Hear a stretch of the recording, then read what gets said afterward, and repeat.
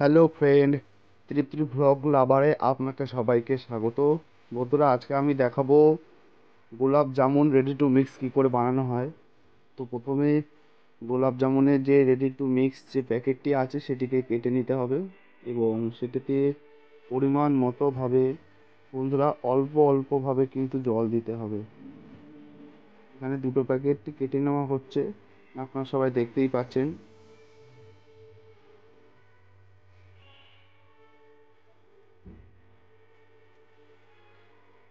এবং দুটোকে ভালো করে কেটে নিয়ে ভালো করে অল্প অল্প করে জল দিয়ে মিক্স করে নিতে হবে বন্ধুরা।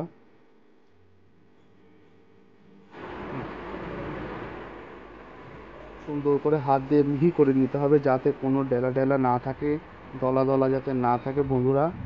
সেরকমভাবে কিন্তু করতে হবে, অল্প অল্পভাবে জল দিতে হবে, বেশি পাতলা যাতে না হয়, বেশি ঘনও যাতে মোটাও যাতে না হয়ে যায় বন্ধুরা।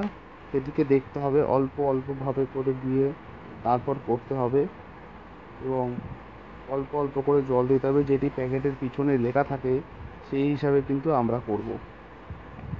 এটা রেডি টু মিক্স, এটা এরকমভাবে পাওয়া যায়, সেভাবে আপনারা এরকমভাবে করতে পারেন। এটি খেতে খুবই সুস্বাদু, দেখতেও খুব সুন্দর লাগে। যেটি বাইরের দোকানে পাওয়া যায় দাম দিয়ে কিনতে, সেটা আপনি কিন্তু ঘরেই বানাতে পারেন।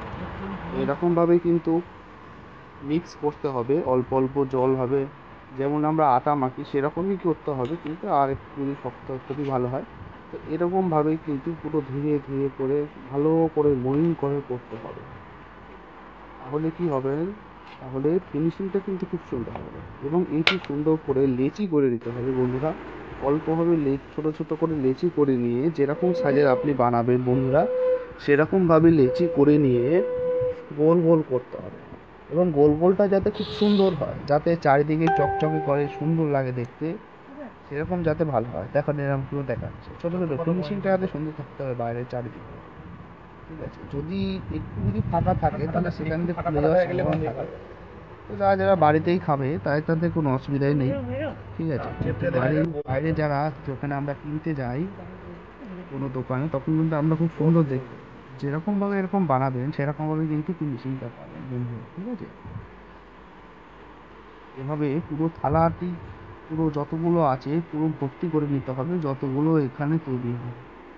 ঠিক আছে, এবার এখানে খুব সুন্দর করে এখানে ফিনিশিং দেওয়া হচ্ছে, টেবিলে করছে। ঠিক আছে, এগুলো দেখতে খুব সুন্দর হয়, খেতেও কিন্তু খুব সুন্দর লাগে। যারা মিষ্টি খুব ভালোবাসে, যারা মিষ্টি ভক্ত আমার মতো, তাদের কিন্তু খুবই ভালো লাগবে এই জিনিসটা। ঠিক আছে, এরকমভাবে ধীরে ধীরে করতে হবে গোল গোল, আপনার যেরকমভাবে খুশি আপনি ডিজাইন করতে পারেন। কেউ লম্বা করে, ঠিক আছে, ল্যাংচা মতো করতে পারে, কেউ গোল গোল করতে পারে। এবার গরম কড়াইতে এবং তেল দিয়ে ভালো করে এটিকে ভাজতে হবে কিন্তু। ঠিক আছে, একটু ব্রাউন ব্রাউন হয়ে গেলেই নামিয়ে নিতে পারেন, যেরকম কড়া খাবেন কালার সেরকমভাবে আপনি করে দিতে পারেন। গরম তেলে অল্প অল্পভাবে দিয়ে ভালো করে নাড়াতে হবে। ঠিক আছে, রেখে দিলে হবে না, নাহলে কিন্তু পুরো পুড়ে যাবে। ঠিক আছে, পুড়ে গেলে সেটি খারাপ লাগবে দেখতে। বাইরের স্তরটা কিন্তু বেশি মোটা হয়ে গেলে ভেতরে যে পরবর্তী যে স্টেপ আছে রস, সেটা কিন্তু চলবে না। বেশি কিন্তু গাঢ় রং করা যাবে না। ঠিক আছে, হালকা হালকা বাদামি রং আসলেই কিন্তু এটাকে ধীরে ধীরে নামিয়ে নিতে হবে।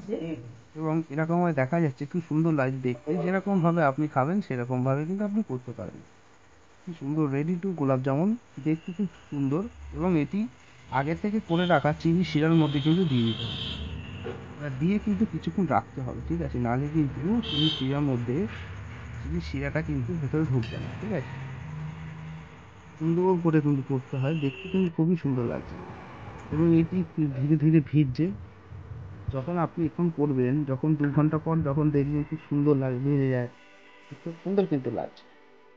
আমাদের ভিডিওটি চ্যানেলকে লাইক শেয়ার করে দেবেন, ভিডিওটি কমেন্ট করবেন। Bye bye.